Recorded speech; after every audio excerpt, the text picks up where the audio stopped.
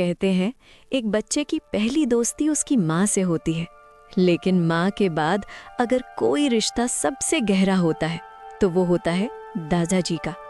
गांव का नाम था नवापुर, जहाँ गलियां कच्ची थीं और रिश्ते पक्के। उसी गांव के एक पुराने से घर में रहते थे रामदीन दादाजी।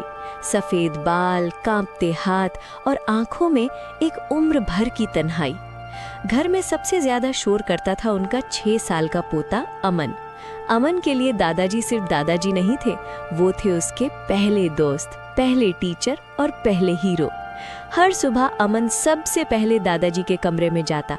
अमन, दादू उठो ना, आज मुझे कहानी सुननी है। और दादाजी जैसे सारी थकान भूल जाते।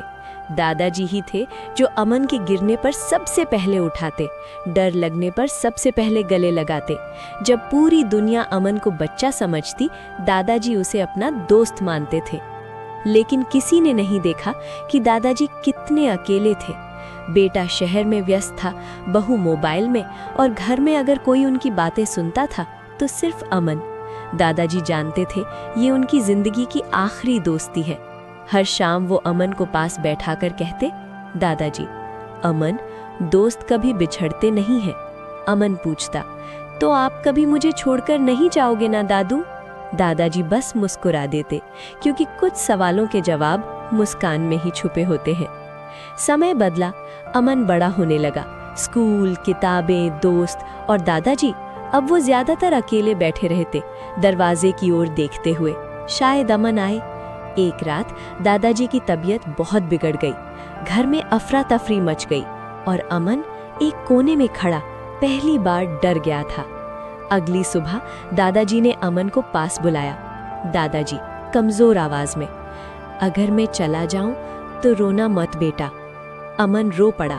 आप मेरे दोस्त हो दादू, दोस्त छोड़कर नहीं जाते। दादाजी की आंखों से आंसू बह निकले। एक शाम अमन स्कूल से लौटा। दादू, कोई जवाब नहीं। कमरे में सन्नाटा था और पलंग पर लेटा था अमन का सबसे अच्छा दोस्त, हमेशा के लिए खामोश। कुछ दिनों बाद दादाजी की अलमारी से एक चिट्ठी मिली, मेरे दोस्त अमन के नाम।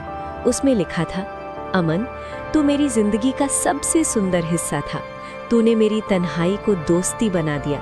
जब भी किसी बुजुर्ग को अकेला देखे, उसके पास बैठ जाना, क्योंकि शायद वो भी अपनी आखिरी दोस्ती का इंतजार कर रहा हो। आज अमन बड़ा हो चुका है, लेकिन हर शाम वो बच्चों को कहानी सुनाता है। और जब कोई पूछता है, तुम्हें ये सब किसने सिखाया, तो उसकी आंखें नम हो जाती हैं। मेरे दादाजी, मेरे पहले और आखिरी दोस्त।